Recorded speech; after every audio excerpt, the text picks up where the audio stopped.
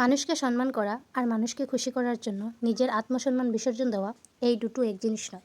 আমি সবার সঙ্গে ভালো ব্যবহার করতে চাই, কিন্তু কাউকে খুশি করার জন্য মিথ্যা প্রশংসা বা অকারণে তেল মারতে পারি না। আমার স্বভাবই এমন, সত্য কথা বলতে ভালো লাগে। যার ভালো লাগবে সে থাকবে, যার ভালো লাগবে না সে নিজের মতো চলে যাবে। অনেকেই বলে মানুষকে খুশি করতে শিখো, কিন্তু আমি মনে করি মানুষের মন জয় করার চেয়ে নিজের চরিত্র ঠিক রাখা সবচেয়ে বেশি গুরুত্বপূর্ণ। কারণ মানুষের মন কখনো পুরোপুরি জয় করা যায় না।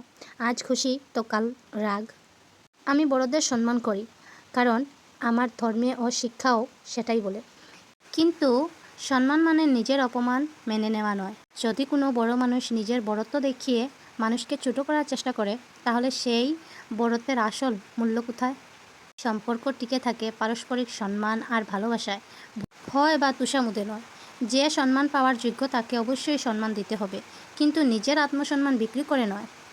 আমি বিশ্বাস করি মানুষের কাছে নয়, সবার আগে আল্লাহর কাছে সৎ থাকা জরুরি। মানুষকে খুশি করতে গিয়ে যদি নিজের সত্য আর আত্মসম্মান হারিয়ে ফেলি, তাহলে সেই সম্পর্কের কোনো মূল্য থাকে না। তাই আমি সোজা কথা বলি, সত্য কথা বলি। কারো ভালো লাগলে আলহামদুলিল্লাহ, আর ভালো না লাগলে তাতেও কোনো আফসোস নেই। কারণ মানুষের মন রাখা আমার দায়িত্ব নয়, ভালো মানুষ হয়ে বাঁচার চেষ্টা করাই আমার দায়িত্ব।